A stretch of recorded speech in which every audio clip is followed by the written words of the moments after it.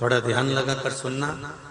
हरतालिका तीज शिव महापुराण की कथा ही नहीं, आप जो तीज करते हो, हरियाली करो चाहे सातुड़ी करो, उस तीज की महत्वता क्या है, इस हिंगोली की शिव महापुराण की कथा में अपने को समझना है कि उसकी मूल तत्वता, उसकी महत्वता है क्या, उसका महत्व क्या। श्री शिवाय नमस्तुभ्यम, हर हर महादेव।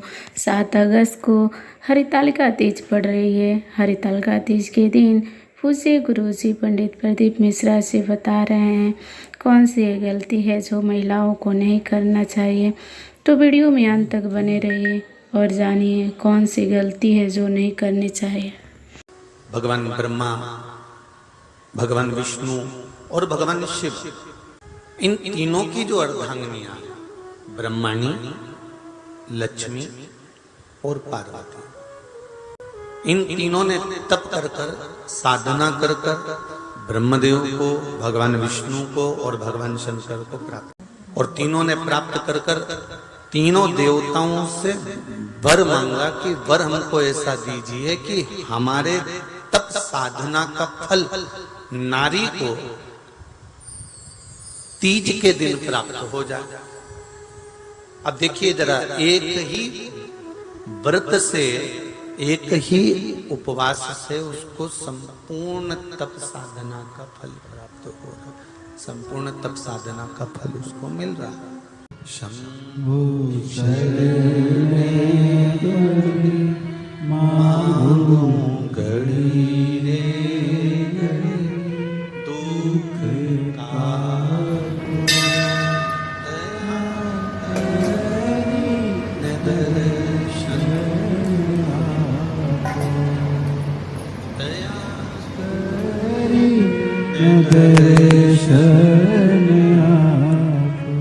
तो ब्रह्माणी ने ब्रह्मदेव से मांगा, लक्ष्मी जी ने भगवान विष्णु से मांगा, पार्वती जी ने भगवान शिव से मांगा कि ऐसा वर दे दीजिए जिस वर से एक ही व्रत करने से संपूर्ण फल की प्राप्ति हो जाए, संपूर्ण फल मिल जाए। ऐसा एक व्रत का फल दे दीजिए, मात्र एक व्रत का। अब देखिए, हरियाली तीज करने वाली माताएं थोड़ा ध्यान से सुनना। हरियाली तीज जब माताएं करती हैं तो एक हरियाली तीज, एक गणगौर की तीज, ये 2 तीज के व्रत ऐसे होते हैं जिसमें जब माताएं करती हैं तो उस समय पर उमा, ब्रह्माणी और लक्ष्मी, इन तीनों की आराधना का फल उसको केवल एक व्रत से प्राप्त हो जाता। अब देखिए दूसरा सातुड़ी तीज, इसमें उमा और महेश्वर, उमा और महेश, ब्रह्माणी और लक्ष्मी, इन 4 के व्रत तप का फल एक साथ सातुड़ी तीज के दिन प्राप्त हो जाता।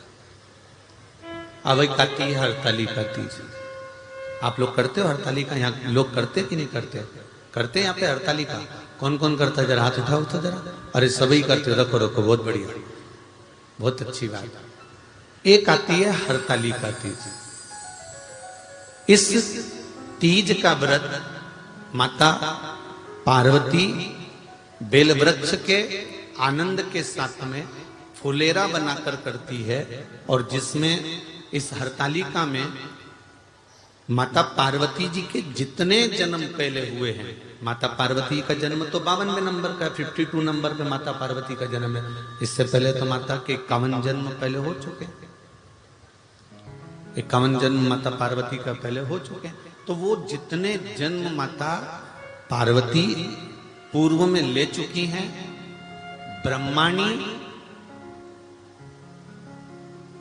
जितनी बार ब्रह्मदेव के साथ में विराजमान हो चुकी हैं, इंद्राणी जितनी बार इंद्र के साथ विराजमान हो चुकी हैं, और लक्ष्मी चाहे वो राधा के रूप में हो, चाहे वो रुक्मणी के रूप में हो, चाहे वो सतभामा के रूप में हो, चाहे वो यमुना के रूप में हो, चाहे वो गंगा के रूप में हो, जितनी बार माता लक्ष्मी ने रूप धारण करे हैं वो सब रूप में,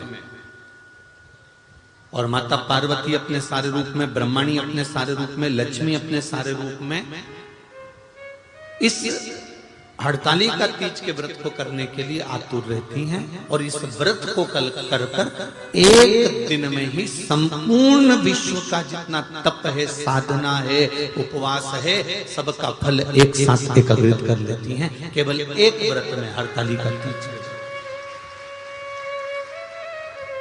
अब एक बात ध्यान से सुनिएगा, सारे व्रत, आपका अगर स्वास्थ्य खराब हो गया तो आप व्रत छोड़ सकते हो। जितने भी व्रत आप लोग कर रहे हैं पूर्व के, सोमवार, मंगलवार, एकादशी, छठ, पंचमी, चतुर्थी, अगर आपका स्वास्थ्य खराब है तो आप उस व्रत को छोड़ सकते हो, सारे व्रत को छोड़ सकते हो। पर तीज का जो व्रत होता है, हड़तालिका जो व्रत होता है, ये व्रत एक बार लेने के बाद जब प्राण छूटते हैं तभी ये व्रत समाप्त होता है, अन्यथा बीच में ये व्रत समाप्त नहीं, ये व्रत समाप्त होता ही नहीं।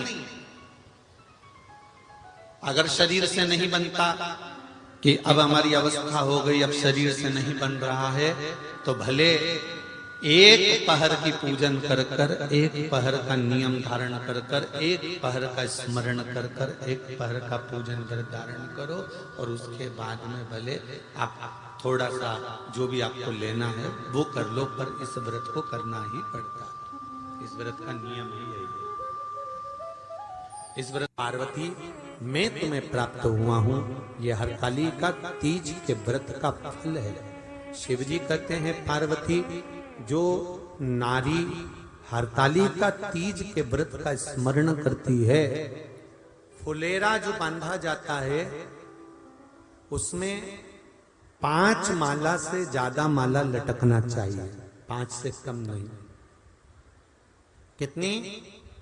जैसे माला जो लटकाते हो वो 5 से ज्यादा होना चाहिए। 5 तो जया, विषहरा, शामली बारी, दौतली, देव, इससे अधिक होगी चलेगा, पर इससे कम फुलेरे के अंदर माला नहीं होना चाहिए महाराज। दूसरा, फुलेरा जहां हड़तालिका व्रत हो वहीं पर बांधा जाता है। हड़तालिका तीज का व्रत एक ऐसा व्रत होता है जो मरते दम तक रहता है। इस व्रत को छोड़ा नहीं जाता। ये नहीं कि सियोर वाले गुरुजी ने कहा और अपन ने एक बार कर लिया और अगली बार वो व्रत गायब हो गया, ऐसा नहीं है। हड़तालिका तीज अखंड सौभाग्य के लिए, वंश वृद्धि के लिए, कार्य सिद्धि के लिए और कुंवारी कन्याएं उत्तम वर प्राप्ति के लिए, आनंद सुख के लिए करती हैं। ऐसा नहीं है कि केवल स्त्री ही करती है। जब नारी किसी कारणवश व्रत नहीं कर पाती तो पुरुष इस व्रत को धारण करते हैं। फुलेरा बांधते हो? नहीं। अब की बात बांधना। मंदिर में करते हो तो मंदिर में, घर में करते हो तो घर में। फुलेरा वंश की वृद्धि करता है, फुलेरा अखंड सौभाग्य देता है, फुलेरा मन की कामना को पूर्ण करता है। जो बेटियां जिनका विवाह नहीं हो रहा हो या बेटे जिनका विवाह नहीं हो रहा हो, वो 7 स्थान पर कहीं फुलेरा बंधा हो तो फोन लगाकर पूछना कहाँ बंधा है, वहां का दर्शन करना। एक फूल में हल्दी कुंकू लगाकर शिव जी को चढ़ाकर फिर वहां से जाना। 7 स्थान के फुलेरे का दर्शन अवश्य करिएगा। जो व्रत नहीं करते हैं उनसे निवेदन है, कहीं हड़तालिका हो रही हो तो वहां बैठकर अगर भजन हो रहे हो तो थोड़ी देर भजन गाने चले जाना। अपने मोहल्ले में, कॉलोनी में, सोसाइटी में कहीं हड़तालिका तीज का व्रत हो रहा हो तो 2-4 मिनट जाकर दर्शन जरूर करना, जिससे भोलेनाथ आपका अखंड सौभाग्य करे और आपके मन की कामना पूर्ण करे। श्री शिवाय नमस्तुभ्यम। हर हर महादेव। आशा करती हूँ यह वीडियो आपको पसंद आई होगी। वीडियो पसंद आई होगी तो वीडियो को लाइक करें, चैनल पे नए हैं तो चैनल को सब्सक्राइब करें, कमेंट में हर हर महादेव ज़रूर लिखें।